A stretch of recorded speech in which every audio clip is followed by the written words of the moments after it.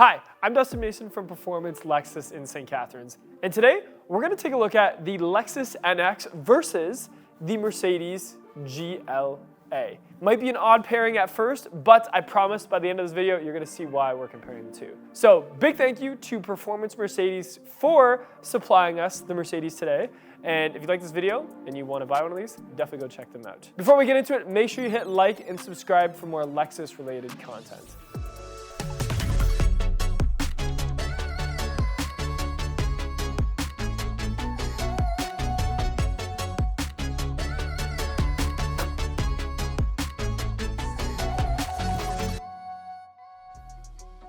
Okay, so getting right into things, first thing we'll look at is the front end of both of these. So on the Mercedes, we have a little bit bigger of a front end for being such a small car. You'll notice from far away, it looks like it doesn't hang down so low, but as you get close, you realize that that front bumper is pretty low, pretty standard for this segment. A little bit of decorations here on sort of the mid to side.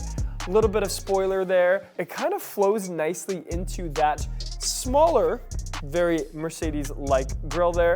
And we have the Mercedes emblem in the center as well, just a little bit smaller than some of the other ones in that segment. We have really nicely trimmed headlights with the very typical Mercedes daytime running lights and signals all integrated into what looks to me to be like a triple LED, maybe a 2 LED with a high beam headlight design. And it's kind of nice because it says a multi-beam LED. In terms of body lines, there are some nice hood lines that you can only see really from sitting in the driver's seat. I've always liked when Mercedes does that with the hood, because you can kind of gives you a little bit of vision line when you're behind the wheel for how big your car is, but also which way you're pointed. I don't know. I just think it's really cool and I like it. And then they have the Mercedes-Benz badge on the hood as well. And the hood sort of stops before the bumper starts. On things like the GLC, it sort of flows overhang, where this actually still has that normal separation. Over to the Lexus, we have a much bigger, more prominent front grille. That's the first thing you'll notice when you look at the F-Sport versions. And then we have a daytime running light sort of above the headlight, some parking sensors, a little bit of venting here because it is the F-Sport, so we have a little bit extra sport design there with a little bit of a lip at the bottom and a blacked out chrome. So it's kind of like a smoked out chrome and a little Lexus emblem in the center. The hood has some really nice body lines as well that sort of curve at the end and then flow nicely to the side. And then there is a little bit of that separation from the hood to that front bumper with a little bit of a nose piece there. And again, it just gives it such a really nice presence on the road. And the Mercedes does a really good job of that as well, especially for being a little bit smaller. Okay, so moving to the side profile, this is where the GLA starts to look like the baby Mercedes that it is, but it still is some really nice things to point out. The first thing is it has a 5-spoke wheel, especially in this package at least. It's all blacked out. It's a 19-inch wheel, which I think is very fitting for the size of vehicle.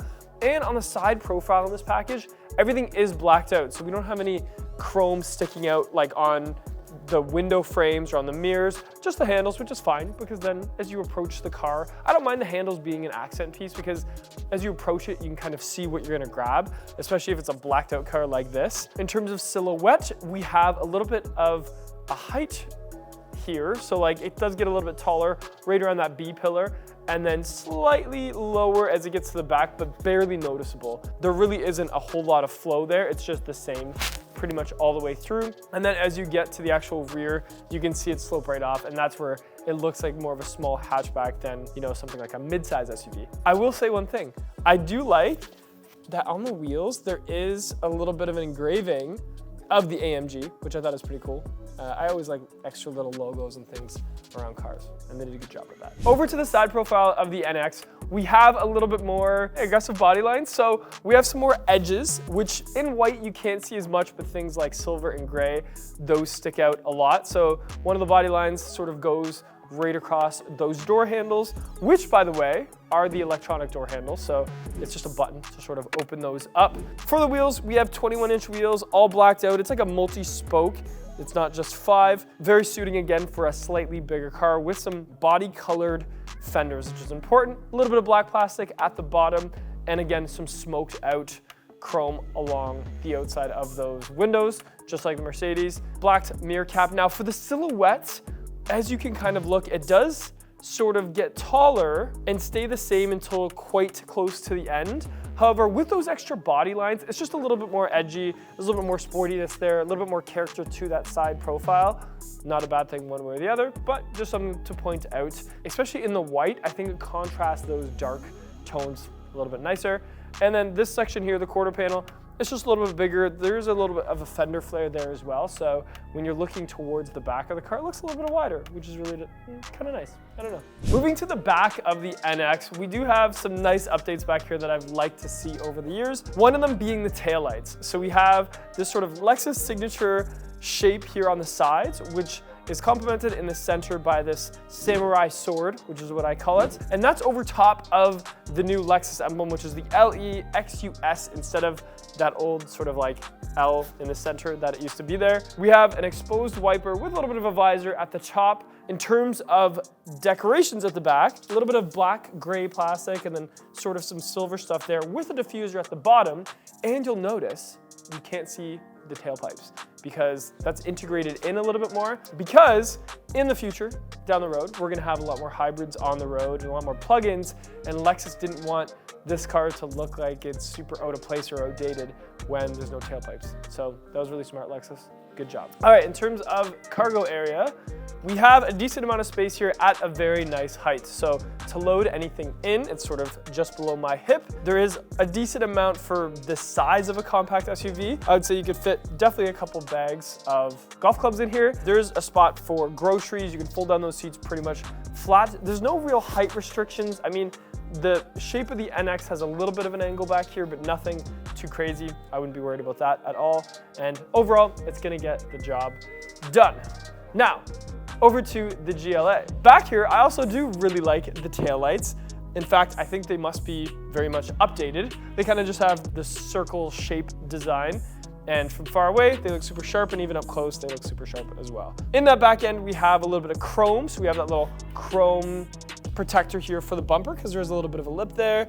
Then immediately it kind of goes into that textured plastic, which I always am on the fence about. I get that it's more durable, but I just like painted areas, especially on a black car. Above that, we have our Mercedes emblem in the center with an exposed wiper, and then the badging on either side of that. Also, I did notice there is chromed out tailpipes there beside the diffuser, so it's kind of cool too. Opening up that trunk, super quick, by the way, I always like that. And it opens up really tall. I don't know why I feel like that's taller than most. Again, another really nice loading area. It is a little bit lower than the NX for that loading area, I noticed. I don't know if that maybe gives you a little bit more height for storage. It is definitely not as deep as the NX, but it seems to be almost as wide. So if you did need to put something deep in, I would say fold down those seats because it looks like it is the 60, 40, 20 type thing. And underneath here, there's not a ton of space, and I don't see a spare tire. So a little bit of a subwoofer there, and you could put your tools and stuff, but definitely a little bit more on the compact side, which isn't a bad thing. So the interior of the GLA is a vibe. There's all these lights that are changing and just kind of give you like that fun atmosphere, especially with music going. Even the vents are lit, and there's like a lighting around the center and it reflects on the outside, and it's always changing, and there's ambient lighting everywhere and you can see it, which I love. Also, I really like these seats have like an Alcantara suede. I can tell they're not cooled because I don't see any perforation, but I forgot that when seats aren't cooled, sometimes they're more comfortable, and these ones definitely have that comfort factor. Although, I don't know, a hot summer day I probably would want cold, but still, the Alcantara probably will stay pretty cool anyway. Okay, for the layout, a lot of things I really like here. One of them is the fact that Mercedes has put a little wrist rest here. So as you're using their little remote for their interface, which by the way, super easy to use, I was really happy with that. You can kind of just rest your wrist there, which is cool. We have some cup holders that have this little secret button that when you press, it makes it so it could like hug your tall instead of your venti Starbucks cup, which is cool. A little bit of a USB there, a little shelf above that. Oh, that's cool. I don't know what I just found, but there's like a little lever here. Maybe someone in the comments can tell me what that does, because I have zero idea, but it's cool. Above that, we have some quick switches in a very Mercedes-like toggle switch fashion. The display is crazy. It reminds me of the first S-Class I ever drove, where the gauge cluster kind of just flowed into that screen, and that's what we see here. There's a little border, but It is kind of that one same pane of glass. And the gauge cluster is super sharp, easy to read. Same with that main screen. It's not huge, in fact, especially for 2023, but it's close enough and sharp enough that I don't think it needs to be any bigger. So that's what I'm seeing with Mercedes, is they're not going for the biggest screens, but they're going for sharp and usable, which is totally fine with me. On the steering wheel, we have some of my favorite features, like the dial, like the wheel for volume. So you don't have to fumble to find, the volume knob down there. It's right at your thumb, which I like. And also there's these little touch pads where you just rest your thumb on and it's really quick. It reminds me of like the BlackBerry Bold, where you could switch between everything on your screen, and the left one does your gauge cluster screen. Super easy to use. I really like where they're placed, and you can control almost everything from that. I did notice that the shifter and the signal switch is different on this one than other Mercedes that I've driven. It's designed different, it's shaped different, it's usable.